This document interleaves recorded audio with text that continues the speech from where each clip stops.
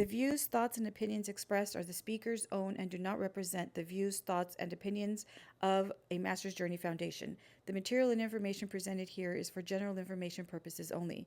A Master's Journey Foundation's name and all forms and abbreviations are the property of its owner, and its use does not imply endorsement of or opposition to any specific organization, product, or service. Welcome, guys, to season 2, episode 1 of A Master Journey Foundation. So, for our first episode, I am going to be interviewing my great friend and great colleague, Sheila Gutierrez. So, thank you for being here and welcome.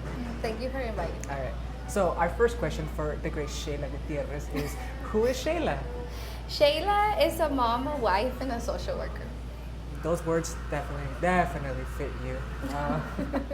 So I've known your history, but I know the audience doesn't know your history, and it's a pretty lengthy one. So can you just tell me what it was like growing up?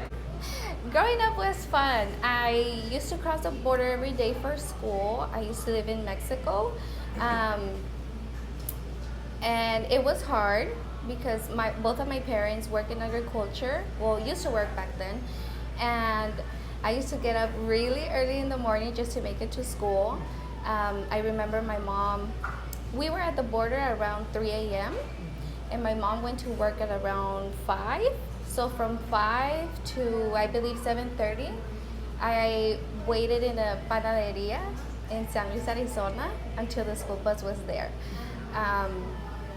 I had a lot of adult-like responsibilities at a young age, because of the same nature. My parents were working most of the time, but I think that really helped me to become who I am now, and it was fun too.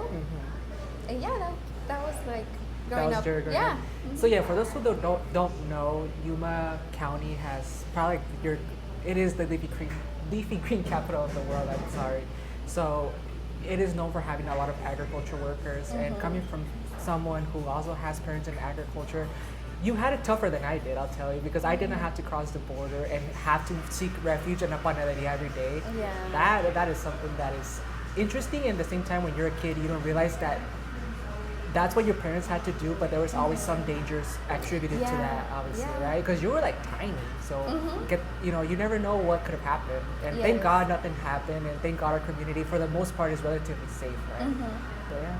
So I know that you previously, before becoming a social worker, you were an RN or CNA. I'm sorry. CNA, sorry, yes.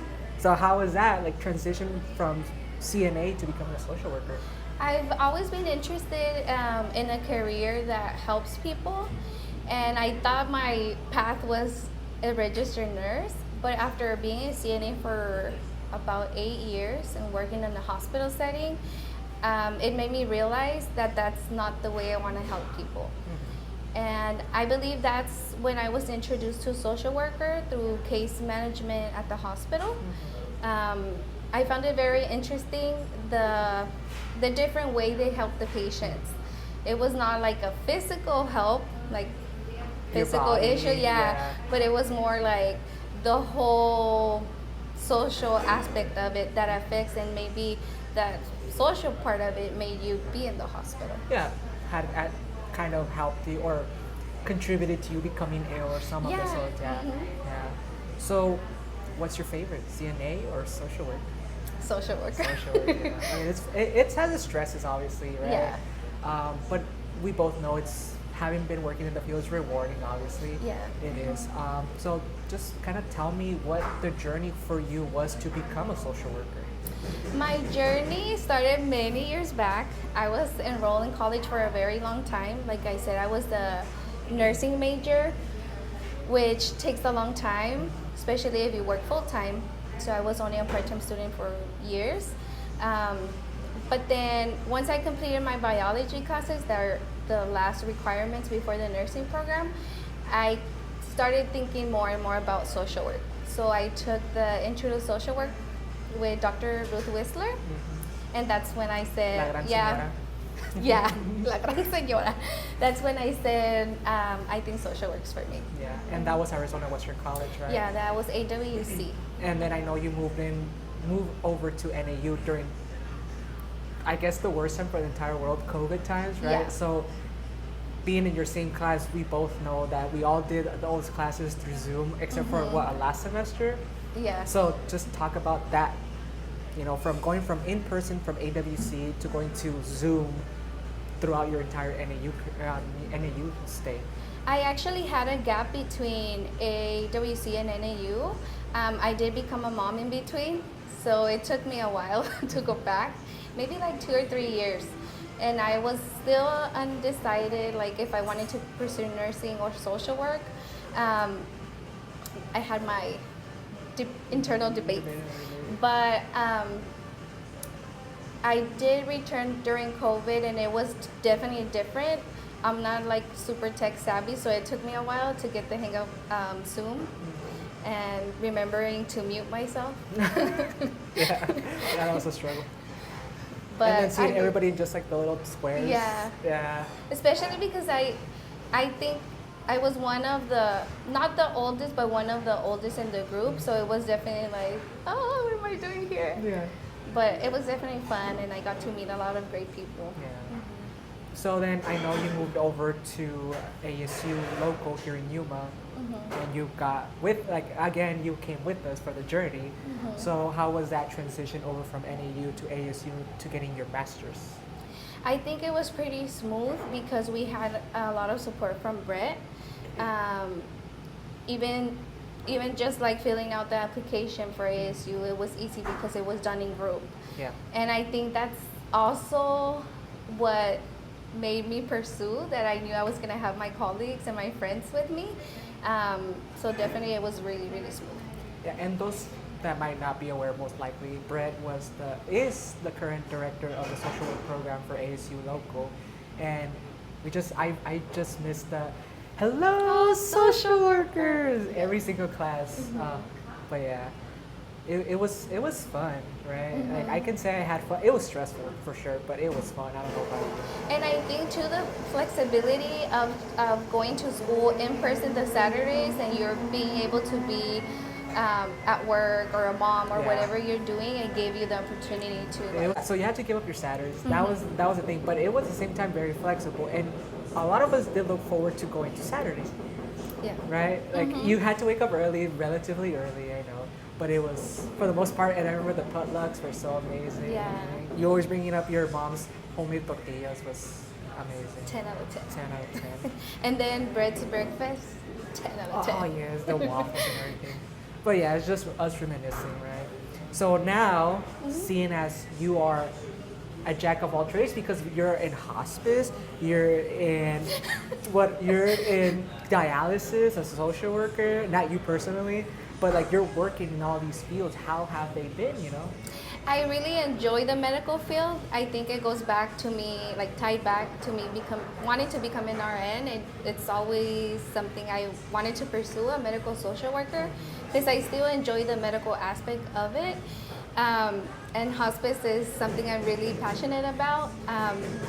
Now as a nephrologist, social worker, it really makes you learn about like the body, all the psychosocial barriers that patients can face, and also it's rewarding because you get to help or I guess support the patients in their goals to transplant. Yeah, and obviously we both know that the medical field can at times be stressful. Obviously, Oh, yes. yeah. But yeah, that's currently you. What are your goals? What are you aspiring to next?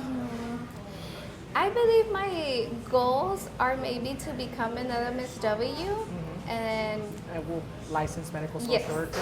And then in the future an LCSW, and my goal is to open something within the medical field, like open a business that helps patients maybe address one of the barriers they have to health. Yeah. And I still don't know what, but I have a lot of ideas, but I would like to open a business that helps the community. And I mean, you've done a lot of community work because I know you were in that Campesinos Sin Fronteras, like farm worker, education, like fair. And just before we end this, I just kind of wanted to get your feel for it. What was that like? It was amazing. Like I said, my parents are were agriculture workers, so I was familiarized with how the schedule works and how the environment is with agriculture workers. But it was definitely eye opening. Um, I can't remember what month we went, but I remember it was cold, Yeah. super cold. Super cold. And it was really early in the morning, I believe 3 a.m. or something like that. It was like midnight to like 4 a.m. Yeah. Something like that. Yeah, and I remember us as students, we helped the agriculture workers fill out paperwork, educate them on what's the COVID vaccine, the benefits, and it was definitely eye-opening to see that a lot of people don't know how to read and write, and that's why they don't understand what are the benefits of vaccines and how it can save a life. So, just final question. I know, besides raising chickens and roosters, what is next for you? Like, what are your short-term goals in the meantime? My short-term goals, I don't know. That's a hard one. I have a lot. You have a lot. Just one, maybe. Just one is maybe becoming a preceptor. Okay. Mhm. And what is that? What is that? Maybe having a social work intern and try to be the best I can. Trying to be the mentor. Yeah. She's really good. Try to be like how my mentors have been with Yeah. me, flexible and And you've had good Fun, mentors, right? yeah. Yeah, and not just because we've shared a mentor, but I know you've had other mentors that you've spoken of really highly. So, yeah.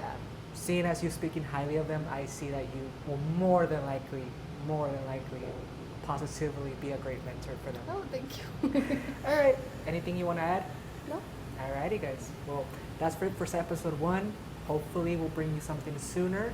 Until then, vaya con Dios.